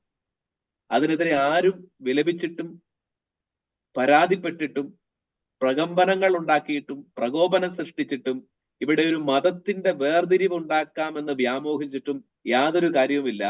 കേരളത്തിലെ ക്രൈസ്തവ സഭകൾ ഒന്നും മുസ്ലിം സമുദായത്തിനെതിരല്ല. സാഹോദര്യത്തോടുകൂടി തന്നെ ജീവിക്കാനാണ് നമ്മൾ ആഗ്രഹിക്കുന്നത്. നമ്മൾ പ്രതികരിക്കുന്നത് ചില സാമൂഹ്യ വിപത്തിനെതിരാണ്. സുകുമാർ അഴീക്കോടിന്റെ ഒരു വാചകം പറഞ്ഞ് ഞാൻ അവസാനിപ്പിക്കും. അദ്ദേഹം ഒരിക്കൽ പറഞ്ഞു, ഇന്നത്തെ കാലത്ത് നിങ്ങൾ പ്രതികരിച്ചാൽ ആദ്യം അവർ നിങ്ങളെ പ്രതിയാക്കും, പിന്നെ കരിച്ചു കളയും. നമ്മളെ ഇന്ന് നടത്തിക്കൊണ്ടിരിക്കുന്നത് ഇങ്ങനെ പ്രതിയാക്കി കരിച്ചു കളയാനുള്ള ശ്രമമാണ്. അതുകൊണ്ടാണ് ചില സത്യങ്ങൾ പറയുന്നവരെ പ്രസംഗികൾ എന്ന് വിളിക്കുന്നതും നമ്മളെ പല നമുക്ക് മേൽ പല ലേബലുകൾ ഒട്ടിച്ച് നമ്മളെ ഭയപ്പെടുത്തി നിസ്സംഗരാക്കാൻ ശ്രമിക്കുന്നു. ഒന്നേ പറയാനുള്ളൂ, അങ്ങനെ സത്യത്തിന് വേണ്ടി പ്രതികരിച്ച് കരിഞ്ഞു പോയാൽ ആ ചാരത്തിന് വിഭൂതി തിരുനാളിൽ നമ്മൾ നെറ്റിയിൽ വരയ്ക്കുന്ന വിശുദ്ധ ചാരത്തിന്റെ ഒരു പുണ്യമുണ്ട്, സുഹൃതമുണ്ട്. അതുകൊണ്ട് തന്നെ നിരന്തരം ജാഗ്രതയുടെ സ്വരങ്ങൾ ക്രൈസ്തവ സമൂഹം അപകടങ്ങളെക്കുറിച്ചും കെണികളെക്കുറിച്ചും നമ്മുടെ കുട്ടികൾക്ക്, വരുന്ന തലമുറയ്ക്ക്, യുവജനങ്ങൾക്ക് നിരന്തരം കൊടുക്കണം. സമൂഹത്തെ മുഴുവൻ നശിപ്പിക്കുന്ന നാർക്കോട്ടിക്കിന്റെ വ്യാപനത്തെക്കുറിച്ച് മുന്നറിയിപ്പ് നൽകിയപ്പോൾ ഇതിനേക്കാൾ വലിയ കോലാഹലങ്ങളാണ്. ലഹരി കടന്നു വരുന്ന ഒരു വഴികളെക്കുറിച്ചും അന്വേഷിക്കാനോ ഫലപ്രദമായിട്ട് പ്രതികരിക്കാനോ പ്രതിരോധിക്കാനോ ഉള്ള ജാഗ്രത പുലർത്തുന്നത് പകരം ചില നേര് പറഞ്ഞവരെ ആ സ്വരങ്ങളെ ഇല്ലായ്മ ചെയ്യാനാണ് ശ്രമിച്ചത് ഈ കേരളത്തിലെ മാധ്യമങ്ങളും രാഷ്ട്രീയക്കാരും ചേർന്ന്. അതുകൊണ്ട് അന്തസാരശൂന്യരായ ഇത്തരം ആളുകളെ നമ്മൾ സൗകര്യപൂർവ്വം അവഗണിച്ചു കളയുകയും നിർഭയം നമ്മുടെ സത്യത്തിന്റെ ശുശ്രൂഷകൾ നിർവഹിക്കുക തന്നെ ചെയ്യുക എന്നുള്ളതാണ് ഇവിടെ പറയാനുള്ളത്. ജോർജി, ഓക്കെ, വളരെ വ്യക്തമാണ്. ഒരു കാര്യം കൂടി ഞാൻ അങ്ങോട്ട് ചോദിക്കുകയാണ്. ഞാൻ ചോദിച്ച ചോദ്യവുമായി ബന്ധപ്പെട്ട ഒരു കാര്യം കൂടിയാണ്. ഇത്തരം വിഷയങ്ങളിൽ സഭ ഒരു പൊതുവായിട്ടുള്ളൊരു നിലപാട് സ്വീകരിക്കുമ്പോൾ അതിന് വിഭിന്നമായിട്ട് ഇത്തരത്തിൽ ക്രൈസ്തവ സമൂഹത്തിന് ഉള്ളിൽ നിന്നുകൊണ്ട്, ഞാൻ സഭ മാത്രമല്ല ക്രൈസ്തവ സമൂഹത്തിനുള്ളിൽ നിന്നുകൊണ്ട് തന്നെ ഇത്തരം എതിർ സ്വരങ്ങൾ ഉയരുമ്പോൾ അത് ശരിക്കും അത് പൊതുസമൂഹത്തിൽ സഭയെ അവഹേളിക്കുന്നതിന് തുല്യമല്ലേ? അപ്പോൾ ഇത്തരം ഒരു കാര്യത്തിൽ എന്തുകൊണ്ടാണ് പലപ്പോഴും ഒരു കൂട്ടായിട്ടുള്ള അല്ലെങ്കിൽ ഒരേ സ്വരമായിട്ടുള്ള ഒരു നിലപാട് പലപ്പോഴും സ്വീകരിക്കാൻ സാധിക്കാതെ പോകുന്നു? മറുസൈഡിൽ നമുക്കറിയാം, ഒരു ഉദാഹരണമായിട്ട് തന്നെ എടുക്കുകയാണെങ്കിൽ പ്രത്യേകിച്ച് ഇസ്ലാം സമൂഹത്തിൽ അവർ നേരിടുന്ന എന്തെങ്കിലും ഒരു വിഷയമായിക്കോട്ടെ, അപ്പോൾ അതിൽ അവർക്ക് ഇപ്പോൾ മുസ്ലിം ലീഗ് എന്നോ അല്ലെങ്കിൽ SDP എന്നോ അല്ലെങ്കിൽ മറ്റേതെങ്കിലും സംഘടനകളൊന്നോ വ്യത്യാസമില്ലാതെ, അത് പാർട്ടി പോലും ഇല്ല, അത് CPM ആയിക്കോട്ടെ കോൺഗ്രസ് ഏത് പാർട്ടിയിൽപ്പെട്ടവരായിക്കോട്ടെ, അവർ ഒറ്റക്കെട്ടായി ഒരേ നിലപാട് സ്വീകരിക്കുന്നു. പക്ഷേ പലപ്പോഴും ക്രൈസ്തവ സമൂഹത്തിന് അത്തരം കാര്യങ്ങളിൽ വീഴ്ച സംഭവിക്കുന്നു. അത് എന്തുകൊണ്ടാണ് അങ്ങനെ സംഭവിക്കുന്നത്? Father Tom മാലിക്കരോട്ട്. ജോർജി, നമ്മുടെ ക്രൈസ്തവ സമൂഹം നേരിടുന്ന ഏറ്റവും വലിയ പ്രതിസന്ധിയും ഇത് തന്നെയാണ്. ഞാനൊരു വളരെ അടുത്ത കാലത്തിൽ ഉദാഹരണം പറയാം. പൂഞ്ഞാറ് പള്ളി അങ്കണവുമായി ബന്ധപ്പെട്ട വിഷയമുണ്ടായല്ലോ. കൊച്ചച്ഛനെ വണ്ടി ഇടിപ്പിക്കുകയും അങ്ങനെയൊക്കെ വലിയ സങ്കടകരമായ കാര്യങ്ങൾ ഒരു ദേവാലയ പരിസരത്ത് നടന്നു. ഇത് നടന്നിട്ട് ഈ വിഷയത്തിൽ ക്രിസ്ത്യാനികൾ ഉണ്ടായിരുന്നുവെന്ന് ആരാണ് ആദ്യം പ്രചരിപ്പിച്ചത്? ഒരു ക്രൈസ്തവ നാമധാരിയായ രാഷ്ട്രീയക്കാരനാണ്, അല്ലയോ? എന്നാൽ ഈ വിഷയത്തിൽ ആ കുട്ടികൾ ചെയ്തത് തെമ്മാടിത്തരമെന്നാണ് മുഖ്യമന്ത്രി പറഞ്ഞത്. എന്നിട്ട് പോലും അതിനെതിരെ അപലപിക്കാൻ ആ സമുദായത്തിൽപ്പെട്ട ഒരാളും ആ കുട്ടികൾ അങ്ങനെ ആയിരുന്നില്ല ചെയ്യേണ്ടതെന്ന് പറഞ്ഞ് നമ്മൾ കണ്ടോ? വ്യത്യസ്തമായ ഒരു അഭിപ്രായം ആരും പറഞ്ഞ് നമ്മൾ കണ്ടില്ലല്ലോ. നമ്മൾക്കെന്താണ് സംഭവിക്കുന്നത്? നമുക്കിവിടെ വാസ്തവമായ കാര്യങ്ങൾക്ക് വേണ്ടി പറയുമ്പോൾ പോലും ഭിന്നാഭിപ്രായങ്ങൾ ഉണ്ടാവും. മെത്രാൻസിനോട് ഔദ്യോഗികമായി പറഞ്ഞിട്ടുണ്ട്, ലവ് ജിഹാദ് ഒരു യാഥാർത്ഥ്യമാണ്, പ്രണയ ചതികൾ നടക്കുന്നുണ്ട്. അങ്ങനെയാണെങ്കിൽ കേരള കത്തോലിക്ക സഭയിലെ ഒരു പുരോഹിത സ്ഥാനം നിർവഹിക്കുന്ന വ്യക്തികൾക്ക് അതിനെതിരായിട്ട് പറയാൻ അവകാശമില്ല. ഏറ്റവും കൃത്യമായി അഭിനന്ദ പിതാക്കന്മാരുടെ സിനഡ് ഒരു കാര്യത്തെക്കുറിച്ച് വിശദീകരണം പറഞ്ഞാൽ അത് അംഗീകരിക്കണം. അതാണ് ഒരു പുരോഹിതന്റെ ഏറ്റവും അടിസ്ഥാനപരമായി നമ്മൾ ചെയ്യേണ്ട ഒരു പൗരോഹിത്യ കൂട്ടായ്മയുടെ ഭാഗമാണ്. ഇനി രണ്ടാമത്തെ കാര്യം, വിശുദ്ധ ബൈബിളിൽ സുവിശേഷത്തിൽ ഈശോ പറയുന്ന ഒരു വാചകമുണ്ട്, അന്തഛിദ്രമുള്ള ഭവനം നശിച്ചു പോകും. നമ്മൾ ഇന്ന് നമുക്കെതിരെ ഭിന്നിച്ചുകൊണ്ടിരിക്കുകയാണ്. പറയുന്നതിന്റെ യാഥാർത്ഥ്യങ്ങൾ ഉണ്ടോ എന്ന് നമുക്ക് അറിയാനും പഠിക്കാനും അവസരമില്ലാതിട്ടല്ല, പക്ഷേ നമ്മൾ മത്സര ബുദ്ധിയോടെ ഭിന്നിക്കാൻ ശ്രമിക്കുകയാണ്. എതിര് പറഞ്ഞേ അടങ്ങൂ, എതിര് നിന്നേ മതിയാകൂ എന്ന് പറഞ്ഞ് നമ്മൾ ഈ മത്സരമാണ്. ഈ മത്സരം വലിയൊരു അന്തഛിദ്രത്തിലേക്കാണ്. അങ്ങനെ ഒരു തകർച്ച ആഗ്രഹിക്കുന്ന ആളുകളാണോ ഇത്തരക്കാരെ കൊണ്ട് അങ്ങനെ എതിരഭിപ്രായങ്ങൾ പറയിക്കുന്നത് എന്നുള്ളതിനെ കുറിച്ചാണ് ഈ സമൂഹം ചിന്തിക്കേണ്ടത്. അതിനെക്കുറിച്ചാണ് വിശ്വാസികൾ ജാഗ്രത പുലർത്തേണ്ടത്. ഭിന്നതയുടെ എതിർപ്പിന്റെ സ്വരങ്ങൾ മുഴക്കിയിട്ട് ഈ സഭയുടെ ഉള്ളിൽ ഛിദ്രമുണ്ടാക്കി ഇത് തകർന്നു കാണണമെന്ന് ആഗ്രഹിക്കുന്നവരുടെ കൈകളിലെ ഉപകരണങ്ങളായിട്ട് ആരൊക്കെ മാറുന്നുണ്ടെന്നുള്ളത് കേരളത്തിലെ വിശ്വാസികൾ തിരിച്ചറിയണം. ജാഗ്രത കാണിക്കണമെന്നുള്ളതാണ് ഇവിടെ എനിക്ക് പറയാനുള്ളത്, ജോർജ്. ഓക്കെ, വളരെ വ്യക്തമാണ്. ഞാൻ ചർച്ചയുടെ ഒരു അവസാന ഘട്ടത്തിലേക്ക് വരുമ്പോൾ ശ്രീ ടി ദേവപ്രസാദ്, നേരത്തെ അങ്ങ് വളരെ ദീർഘമായിട്ടുള്ള ചില കണക്കുകൾ, അതായത് മുൻ വർഷങ്ങളിലേക്ക് ഒരു കണക്കുകളൊക്കെ അവതരിപ്പിച്ചു. അപ്പോൾ പലപ്പോഴും നമുക്ക് യാഥാർത്ഥ്യം നമുക്ക് കൃത്യമായിട്ട് തന്നെ മനസ്സിലാക്കാൻ സാധിക്കും. അതായത് കേരളത്തിൽ നിന്നും ഈ മതം മാറി തീവ്രവാദ ആശയങ്ങളിൽ ആകൃഷ്ടരായി പലരും സിറിയയിലും അഫ്ഗാനിസ്ഥാനിലും ഒക്കെ എത്തിപ്പെട്ടിട്ടുണ്ട്. അപ്പോൾ അവർ ഓൾ ഓഫ് എ സഡൻ പോയതല്ല. ഈ പലരും പല ദിവസങ്ങളിലായി, പല വർഷങ്ങളിലായി അവിടെ എത്തിപ്പെട്ടവരാണ്. അല്ലെങ്കിൽ ഒരു ദിവസം ഇവരെല്ലാവരും കൂടി ഒരുമിച്ച് അങ്ങോട്ട് യാത്ര ചെയ്ത് അവിടെ എത്തിയവരല്ല.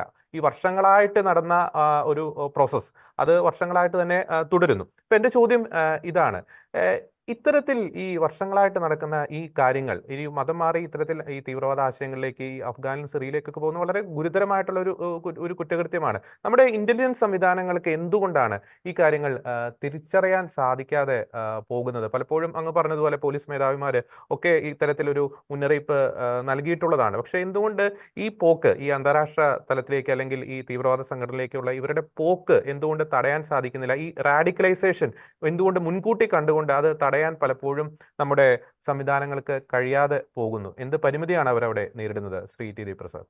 അതൊരു വലിയ ചോദ്യമാണ്. ഇന്റലിജൻസ് സംവിധാനം ഇതൊന്നും അറിയുന്നില്ല എന്ന് ഞാൻ കരുതുന്നില്ല. ഇന്റലിജൻസ് സംവിധാനം ഇതൊക്കെ അറിയുന്നുണ്ട്, പക്ഷെ അവർക്ക് പ്രവർത്തിക്കാൻ വേണ്ടത്ര സ്വാതന്ത്ര്യം ഇല്ല. അല്ലെങ്കിൽ അവർക്ക് അത് അറിയാൻ മേലധികാരികളെ അറിയിക്കാൻ മാത്രമല്ലേ അവർക്ക് സാധിക്കുള്ളൂ. അവരാണ് നടപടികൾ എടുക്കേണ്ടത്. അപ്പം ഏതെങ്കിലും ഒരു സമൂഹത്തിലെ തീവ്രവാദികളെ പ്രേരിപ്പിച്ചാൽ അതുകൊണ്ട് പ്രയോജനമുണ്ട്, സാമ്പത്തിക പ്രയോജനം ഉണ്ടെന്നുള്ളത് തന്നെയാണ് ഒരു പ്രശ്നം. നമുക്കറിയാം, കേരളത്തിൽ ഇങ്ങനെ ഒരു സംഭവത്തെ കുറിച്ച് ആദ്യമായിട്ടൊരു പ്രതികരണം നടത്തിയ കേരളത്തിലെ ഇടതുപക്ഷ മുഖ്യമന്ത്രിയായിരുന്ന VS അച്യുതാനന്ദനാണ്. 2010 ജൂലൈയിൽ ഡൽഹി വെച്ച് അദ്ദേഹം പത്രസമ്മേളനം നടത്തിയപ്പം അദ്ദേഹം പറഞ്ഞു, അദ്ദേഹത്തെ പുറത്താക്കാൻ വേണ്ടി പാർട്ടിയിൽ തന്നെ നടന്ന ഭിന്നിപ്പുകൾക്ക് മുമ്പിൽ ഈ മുസ്ലിം തീവ്രവാദികളുടെയൊക്കെ പിന്തുണയുണ്ടെന്നുള്ളത് ഇന്ന് ഏതാണ്ട് വെളിപ്പെട്ടു വരികയാണ്. അപ്പൊ അങ്ങനെയുള്ള കാര്യങ്ങളുണ്ട്. അതുപോലെ തൃശ്ശൂർ നടന്ന സംസ്ഥാന സമ്മേളനത്തിന് മുൻപായി മാർക്സിസ്റ്റ് പാർട്ടിയുടെ കേഡറുകൾ കൊടുത്തിരിക്കുന്നതിനകത്ത് ഈ മതം മാറ്റവും അതുപോലെയുള്ള വർഗീയതയും വർദ്ധിച്ചു വരുന്നതായി ലവ് ജിഹാദിനെ കുറിച്ച്, ആ പേര് ഉപയോഗിച്ചിട്ടില്ലെങ്കിലും അതിനെക്കുറിച്ച് മുന്നറിയിപ്പ് വന്നിട്ടുണ്ട്. അപ്പൊ ഇത് ആരും അറിയാത്തത് കൊണ്ടല്ല. അതുപോലെ ഇപ്പൊ പറയുന്നൊരു സംഭവമുണ്ട്, ഈ ലവ് ജിഹാദ് എന്നുള്ള വാക്കുണ്ടാക്കിയത് കേരളത്തിലെ ക്രിസ്ത്യാനികളോ കേരളത്തിലെ ഹിന്ദുക്കളോ അല്ല. ഹിന്ദുക്കളല്ലെന്ന് ഞാൻ പറഞ്ഞാല് അത് ആദ്യം ഉണ്ടാക്കിയ ഒരു ഇടതുപക്ഷ പത്രമായ കൗമുദിയാണ്. കൗമുദിയിലാണ് ആദ്യം വന്നത്. ആ വാർത്ത ചോർത്തി കൊടുത്തത് ജേക്കബ് ന്യൂസ് ആണെന്ന് പറയുന്നുണ്ട്. എനിക്ക് കൃത്യമായിട്ട് പറയാൻ പറ്റില്ല, ചോർത്തി കൊടുത്തത് ആരാന്ന് ആ റിപ്പോർട്ടർ പറയാതെ നമുക്ക് പറയാൻ പറ്റത്തില്ല. പക്ഷെ അന്ന് മുതൽ നമുക്കറിയാം, ഇപ്പൊ സഭയുടെ കാര്യം നമ്മൾ പറഞ്ഞു, സിനഡ് തീരുമാനിക്കുന്ന കുർബാനയല്ലാത്ത അച്ഛന്മാര് പിന്നെ സിനഡ് തീരുമാനിക്കുന്ന പറയോ? സീറോ മലബാർ സഭയുടെ സിനഡ് 2020 ജനുവരി 14 വളരെ കൃത്യമായിട്ട് പറഞ്ഞാണ് കേരളത്തിൽ ലവ് ജിഹാദ് നടക്കുന്നുണ്ടെന്ന്. അതിനു മുമ്പ് 2006 മുതൽ 2009 വരെയുള്ളതിനെ കുറിച്ച് കേരളത്തിലെ KCBC, സീറോ മലബാർ സഭയുടെ അല്ല, കേരള കത്തോലിക്ക ബിഷപ്സ് കോൺഫറൻസിന്റെ കമ്മിറ്റി ജാഗ്രത സമിതി അവർ പുറപ്പെടുവിച്ച പ്രസ്താവനയ്ക്കകത്താണ് 9,000 പേര് പോയതിനെ കുറിച്ച് കണക്കുള്ളത്. അത് ഓരോ ജില്ലയിൽ നിന്നും പോയിട്ടുള്ളതിന്റെ കണക്കൊക്കെ അവർ പ്രസിദ്ധീകരിച്ചിട്ടുണ്ട്, ഇങ്ങനെയൊക്കെ പോയതിന്റെയൊക്കെ. ഇതൊന്നും അറിയത്തില്ല, ഇതൊന്നുമില്ല. ഇതൊക്കെ വെറുതെ കള്ളത്തരം പറഞ്ഞാണ്, സമുദായ സ്പർദ്ധ ഉണ്ടാക്കാൻ പറയുന്നതാണ്. എന്ത് ഉദ്ദേശമാണുള്ളത്? അതുപോലെ വെള്ളാപ്പള്ളി നടേശൻ, വേറെ സമുദായ നേതാക്കൾ പറഞ്ഞിട്ടുണ്ട്. വെള്ളാപ്പള്ളി നടേശൻ 2009 പറഞ്ഞിട്ടുണ്ട്, ഇങ്ങനെ ഈ മതം മാറ്റിക്കൊണ്ട് പോകുന്നുണ്ടെന്ന്. എല്ലാ സമുദായങ്ങൾക്കും ഇതറിയാം. മുസ്ലിം സമുദായത്തിലുള്ളവർക്കും ഇതറിയാം. അറിയത്തില്ലാത്തതുകൊണ്ടാണ് അല്ലല്ലോ. പിന്നെ ക്രൈസ്തവ സമൂഹത്തിലെ കുറെ പിന്നെ അവർ ഉപയോഗിക്കുന്ന വാക്കുകൾ ക്രിസ്തുവിന്റെ സ്നേഹവും ഒക്കെ ആണെന്നുള്ളത് കൊണ്ട് അവർ തെറ്റിദ്ധരിക്കുന്നുണ്ടോ? ഇപ്പൊ ഇവരുടെ കൂടെയൊക്കെ എന്തായിരുന്നതിന് സ്ഥിതി? ഇപ്പം ഈ മക്കളെ നഷ്ടപ്പെട്ട മാതാപിതാക്കളുടെ വേദനയ്ക്ക് മുമ്പിൽ ആ വേദനയോടൊപ്പം നിൽക്കുന്നവരെയാണ് അവര് ബഹുമാനിക്കുന്നത്. പിന്നെ ലവ് ജിഹാദില്ല. ഇപ്പൊ ഞാൻ പറഞ്ഞില്ലേ, കൂടത്തായിൽ നടന്ന യോഗത്തില് ഫൈസി കൂടത്തായി കൊയിലാണ്ടിയില് 2023 ഡിസംബർ 6 ബുധനാഴ്ച സുന്നി മെഹൽ ഫെഡറേഷന്റെ ജില്ലാ ഭാരവാഹികളുടെ യോഗത്തിലാണ് അദ്ദേഹം പറഞ്ഞ മുസ്ലിങ്ങളെ പെൺകുട്ടികളെ അവര് കൊണ്ടുപോകുന്നു എന്നുള്ള പറഞ്ഞത്. അപ്പൊ അതുപോലെ ഈ പിന്നെ നമ്മൾ ഈ കോഴിക്കോട് ഒരു പോലീസ് ഉദ്യോഗസ്ഥന്റെ മകളെ മയക്കുമരുന്ന് കൊടുത്ത് അത് നമ്മൾ മറന്നുപോയോ? കോഴിക്കോട്ടെ ഒരു സംഭവം. അതുപോലെ 2021 പ്രവേശന പരീക്ഷയ്ക്ക് പഠിക്കാൻ വന്ന ഒരു പെൺകുട്ടിക്ക് ജ്യൂസിൽ കലർത്തി അവളെ കേസ് കൊടുത്തിട്ട് പോലീസ് നടപടി എടുക്കുകയല്ലായിരുന്നല്ലോ. ഇതൊക്കെ ഇവിടെ നടന്ന സംഭവങ്ങൾ, ഇവിടെ പുറത്തു വന്ന സംഭവങ്ങളല്ലേ അല്ലെ? ഇതെല്ലാം ഇവിടെ കേരളത്തിൽ നടക്കുന്നുണ്ട് എന്ന് പറഞ്ഞു. അതുപോലെ ഞാൻ മുമ്പേ പറഞ്ഞില്ലേ, കഴിഞ്ഞ തവണ പറഞ്ഞപ്പോ ഞാൻ പറഞ്ഞ് അവസാനിപ്പിക്കാത്ത ഒരു സംഭവമാണ് ഈ മുസ്ലിം സംഘടനകളിൽപ്പെട്ടവർ തന്നെയുണ്ട്. അതായത് ഒരു പിന്നെ ക്രൈസ്തവ ഒരു സംഘടന, ഒരു ദീപാ ചെറിയാൻ എന്ന് പറഞ്ഞൊരു ഒരു യുവതിയെ തട്ടിക്കൊണ്ടുപോയി അവള് പിന്നെ ഫോണിന് സിം അടിച്ചു കൊടുത്തു. ഇപ്പൊ ജയിലിലല്ലേ കിടക്കുന്നത്, അവളെ ഇപ്പൊ ആരും രക്ഷിക്കുന്നില്ലല്ലോ. അതുപോലെ തൊടുപുഴ അൽ അസർ കോളേജ്, ലോ കോളേജ് 3-ാം വർഷം പഠിച്ചിരുന്ന മോഫിയ പ്രവീൺ എന്ന് പറയുന്ന ഒരു 23-കാരി, പിന്നെ ഫേസ്ബുക്കിലൂടെ പരിചയപ്പെട്ട കോതമംഗലം എരുമപ്പടി എരുമല്ലൂർ മുഹമ്മദ് സുഹൈലുമായി അവള് മാതാപിതാക്കളെ എല്ലാം ധിക്കരിച്ച് കല്യാണം കഴിച്ച അവസാനം ആത്മഹത്യ ചെയ്തില്ലേ കൊച്ചു ഗൾഫിൽ വെച്ച്. ഈ പ്രണയക്കണി ഒരു വലിയ ദുരന്തം ഉണ്ടാക്കുന്നുണ്ട് ഈ സമൂഹത്തിൽ. അതുപോലെ ഇതിപ്പോ ഈ പെൺകുട്ടികൾ മാത്രമാണെന്ന് ഞാൻ പറയുന്നില്ല. ഇപ്പം ഞാൻ മനസ്സിലാക്കുന്ന കേരളത്തിലെ ഒരു വലിയ പത്രപ്രവർത്തനത്തിൽ രംഗത്തിൽ പ്രവർത്തിച്ചു തുടങ്ങിയ ഒരു ആൺകുട്ടി ഒരു പെൺകുട്ടി അവർ പ്രേമിച്ച് കല്യാണം കഴിച്ചു. ആൺകുട്ടിക്ക് കിട്ടിയ പത്രം അത്ര വലിയ കേമമുള്ളതല്ലായിരുന്നു. പെൺകുട്ടിക്ക് ഒരു വലിയ പത്രത്തിൽ ജോലി കിട്ടിയതോടെ എന്റെ കരിയറിന് മോശമെന്ന് പറഞ്ഞിട്ട് പോയ സംഭവമുണ്ട്. പക്ഷെ ആൺകുട്ടി ആത്മഹത്യ ഒന്നും ചെയ്തില്ല, അവൻ ജീവിച്ചു. അപ്പൊ ഇത് ഇങ്ങനെയൊക്കെ നടക്കുന്നുണ്ട്. പക്ഷെ ഇതൊന്നും അല്ല നമ്മളീ പറയുന്ന പ്രശ്നം. നമ്മളീ പറയുന്ന ലവ് ജിഹാദ് എന്ന് പറയുന്നത്, അല്ലെങ്കിൽ ഈ തീവ്രവാദ ബന്ധത്തിലേക്ക് കൊണ്ടുപോകുന്നതിനെ കുറിച്ചാണ്. അത് ഇങ്ങനെ പ്രണയം നടിച്ച് ഒരു ഭർത്താവ് എന്ന് പറഞ്ഞ് കല്യാണം കഴിച്ച് വേറെ തന്നെ കൂടെ കൂടി സിറിയയിലെത്തി അവിടെ ലൈംഗിക അടിമകളായി മാറുന്ന ഒരു സാഹചര്യത്തെ കുറിച്ചാണ് നമ്മൾ മനസ്സിലാക്കുന്നത്. അന്നത്തെ മറ്റൊരു കാര്യം പ്രസാദ്, ഇവർ പ്രണയിക്കുന്ന പലപ്പോഴും ഈ ശ്രീലും അഫ്ഗാനിലൊക്കെ പോകുന്ന ഈ പ്രണയിക്കുന്ന വ്യക്തികളെ ആയിരിക്കില്ല പലപ്പോഴും പിന്നീട് അവർ കല്യാണം കഴിക്കുന്നത്. അതാണ് മറ്റൊരു കല്യാണം. അല്ല, അതിപ്പോ നമ്മുടെ മുമ്പിൽ തന്നെ അച്ഛൻ പറഞ്ഞൊരു കഥയുണ്ടല്ലോ, ഹാദിയയുടെ കഥയില്ലേ. ഹാദിയയ്ക്ക് വേണ്ടി സുപ്രീം കോടതിയിൽ എന്റെ ഭാര്യയെ വിട്ടുകിട്ടണമെന്ന് പറഞ്ഞ് കേസ് നടത്തിയാൽ അവളെ വിട്ടിട്ട് പോയിട്ട് എത്രയോ കാലമായി. അപ്പൊ നമ്മുടെ മുമ്പിൽ ഉദാഹരണങ്ങളുണ്ട്. ഇതൊക്കെ സംഭവങ്ങളല്ലെന്ന് ചോദിക്കും. അത് ഒറ്റപ്പെട്ട സംഭവങ്ങളെന്നോ അല്ലെങ്കിൽ ശ്രദ്ധപ്പെട്ടിരുന്നോ? ഇനി കേരളത്തിലെ 3 DGP-മാർ പറഞ്ഞില്ല ഇവിടെ സ്ലീപ്പിംഗ് സെൽസ് പ്രവർത്തിക്കുന്നുണ്ട്. TP സെൻകുമാർ പറഞ്ഞു, ബെഹ്റ പറഞ്ഞു, അനിൽകാന്ത് പറഞ്ഞു. ആർക്കും അതിനെക്കുറിച്ചൊന്നും മുഖ്യമന്ത്രിയുടെ ശ്രദ്ധയപ്പെടുകയല്ല. ഇപ്പൊ ഇതേക്കുറിച്ച് പറയുന്നത് അടുത്ത കാലത്ത് ആന്റി ടെററിസ്റ്റ് സ്ക്വാഡിന്റെ തലവനായിരുന്ന പിന്നെ ഇയാളെ ബി വിജയനെ സസ്പെൻഡ് ചെയ്തതിന് പറഞ്ഞ പോലും മുസ്ലിം തീവ്രവാദികളുടെ സ്വാധീനം ഉണ്ടെന്ന് പറയുന്നുണ്ട്. ഇതൊന്നും നമുക്ക് തെളിയിക്കാൻ പറ്റുന്ന കാര്യങ്ങളല്ല. എന്ന് പറഞ്ഞാൽ അവർ പോലും ഇത് പറയല്ല, കാരണം ഗവൺമെന്റിനെ പഠിച്ചിട്ട് അവർ പറയാൻ പറ്റത്തില്ലോ. പക്ഷെ ഇങ്ങനെയൊക്കെയാണ് നമ്മുടെ നാട്ടിൽ നടക്കുന്നത്. ഇത് പറയുന്നത് തെറ്റ്, നമ്മൾ ബോധവൽക്കരണം നടത്തണം.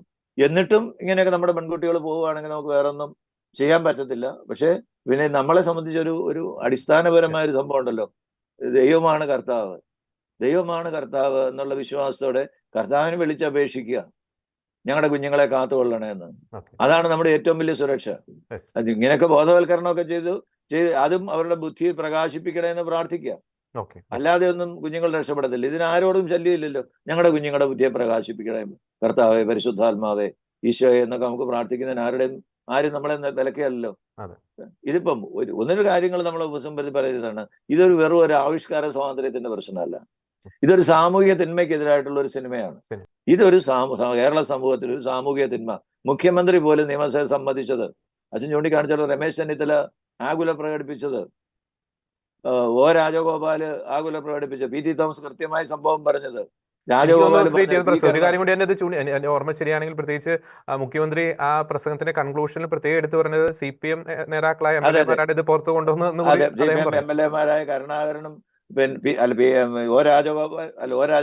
M രാജഗോപാലും P കരുണാകരനുമാണ് ഇതിനകത്ത് ഒരു സുത്യർഹമായ സേവനം അനുഷ്ഠിച്ചത് മുഖ്യമന്ത്രി എന്ന് പറഞ്ഞതായിട്ടാണ് നമ്മൾ വായിക്കുന്നത്. ഞാൻ പിന്നെ നിയമസഭാ രേഖകൾ റെക്കോർഡ് ചെയ്തെടുത്ത് നോക്കിയിട്ടില്ല. അതുകൊണ്ട് ഞാൻ ഇങ്ങനെ കേട്ടുള്ള അല്ലെങ്കിൽ ഒരാൾ ഉദ്ധരിച്ചതിൽ നിന്നാണ് ഞാൻ ഈ പറയുന്നത്. അപ്പൊ ഞാൻ പണ്ട് ഞാനിങ്ങനെ പറയുന്നത് പലപ്പോഴും നിയമസഭാ രേഖകളൊക്കെ എടുത്ത് നോക്കിയിട്ടാണ്. ഇപ്പം ഞാൻ നിയമസഭാ രേഖകളൊന്നും എടുത്ത് നോക്കിയിട്ടില്ല. അതുകൊണ്ട് എനിക്കറിയത്തില്ല മുഖ്യമന്ത്രി അങ്ങനെ. പക്ഷെ ഇങ്ങനെ പറഞ്ഞതായിട്ടുണ്ട്, അതൊന്നും നിഷേധിച്ചിട്ടില്ല ആരും. ഞാൻ അങ്ങനെയൊന്നും പറഞ്ഞിട്ടില്ല, എന്നൊന്നും ആരും നിഷേധിച്ചിട്ടില്ല. ഒന്നും ശ്രദ്ധയിൽപ്പെടുന്നില്ല എന്ന് മുഖ്യമന്ത്രി പറയുന്നതാണ് ഭയങ്കര സങ്കടം. ഇപ്പൊ മുഖ്യമന്ത്രിയുടെ ഏറ്റവും വിശ്വസ്തനായ ബെഹ്റയാണ് പറഞ്ഞത് ഇവിടെ 5000-ലധികം സ്ലീപ്പിംഗ് സെല്ലുകളുണ്ടെന്ന്. അതിനു മുമ്പ് ജേക്കബ് പുനൂസ് തന്നെ ഒരിക്കൽ പറഞ്ഞു, ഇവിടെ വിദേശ പണം ഒഴുകി വരുന്നതിനെ കുറിച്ച് ജേക്കബ് പുനൂസ് ഒരിക്കൽ പറഞ്ഞിരുന്നു, അദ്ദേഹം ഇന്റലിജൻസ് ഐജി ആയിരുന്നപ്പം. ഇതൊക്കെ ഇവിടെ അറിയാം.